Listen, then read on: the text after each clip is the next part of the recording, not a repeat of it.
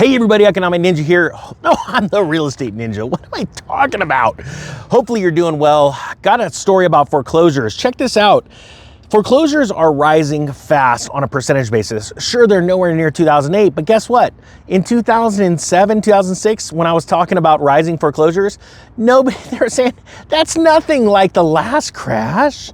So they got to start somewhere. Check this out. This story is out of AI.com, 20 states. Everyone's telling us AI's taken over. It sure is. Foreclosures surged in the first quarter of 2026, and these 20 states were hit hardest, including Alabama. It says right here, the foreclosure activity has picked up 26% from the same time last year. 26% is a pretty darn big number. It says here, while the amount of foreclosures remain below historic highs, 118,000 and change U.S. properties had foreclosure filings in the first 3 months of the year, which is up 6% from the last quarter. Also, I want to realize that we have got 2 bank failures now in America. I know it doesn't sound like a lot, but that's 2 more than last year, and you got to start somewhere, right? It's like sharks with laser beams. Are they ill-tempered sea bass? Well, you got to start somewhere. Okay. It says here, the volumes are remaining low, below historic peaks, and that's what people are paying attention to, though. Housing market analyst Jeff Orwatsky at Bankrate told Scripps News that the foreclosure rates were low during the pandemic, so the current trend is not surprising. The thing to keep in mind about these foreclosure rates is that foreclosures were kept artificially low through that pandemic. And that is the real thing you got to really pay attention here. What the government did to stave off foreclosures was absolutely historic. And it's important to note that because a lot of people, all they care about is, well, it's not as bad as last time, and they're not paying attention. There's a massive, massive waves coming. As a matter of fact, right now, tax liens and deeds, those are skyrocketing. Again, they were held back by the pandemic. And so then all these counties are like, we're broke. We need all this tax revenue. And now they're opening the floodgates. Matter of fact, Florida is about to start. Oh, I'll throw a sale link down below to the tax liens and deeds course. I just saw another YouTuber out there selling a course that is worse. It's not as comprehensive, and they're charging like $5,000 for it. I'm like, I'm not gonna do it. So I'll throw a sale link down below, but check out the coaching calls. It's huge.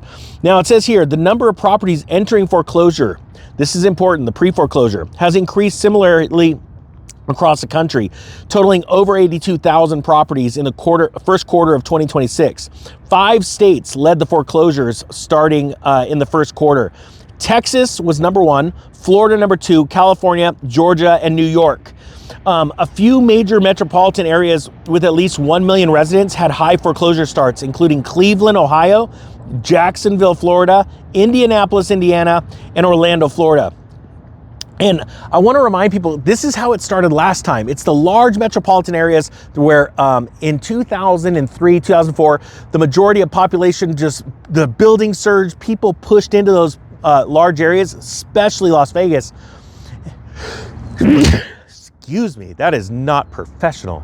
But okay, this is really indicative of how these cycles work. People push into Las Vegas, they push in these large metropolitan areas, and then what happens is the higher they rise, the faster they rise, the amount of building that happens, the faster they fall. And those are the first signs. That's your canary in the coal mine. And that pushes out into all kinds of different sectors, especially the banking sector. And that's why I brought up those 2 failed banks. And there's something else that's really important to note. I did a video, I don't remember on which channel, but it was about Travis Hill. The fact is, legislation was passed in 2025 to allow all failed banks to be purchased by private equity. And this is very scary because the last time private equity was able to buy banks that failed, and remind you, they're not buying all the crap loans. The FDIC has to take those on. The Fed, they deal with all that, right? They get only the stellar stuff, the deposits, the emails, all the people. It blows my mind. The last time they were allowed to do this was before the Great Recession. And they stopped it because they're like, hey, this is bad. Private equity is running all these banks that are crashing, and we got to stop this. But now they're allowed to do it again. So this is starting a whole new wave of bad things that are going to come in the real estate market.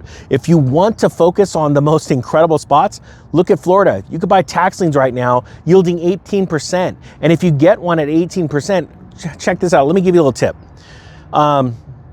You could bid down tax liens. In Florida, you could immediately go in there and say, you know what, I'm gonna win this thing. I'm gonna bid it down to 10%.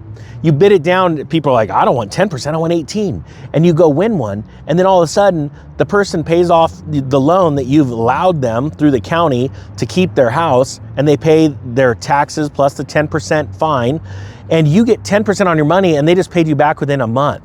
I'm seeing friends of mine that are doing that. It's insane. And then they go and buy another one and buy another one. And throughout the year, they're making 50, 60. Some people are making like over 150% because they're just taking that money and recycling it from lien to lien.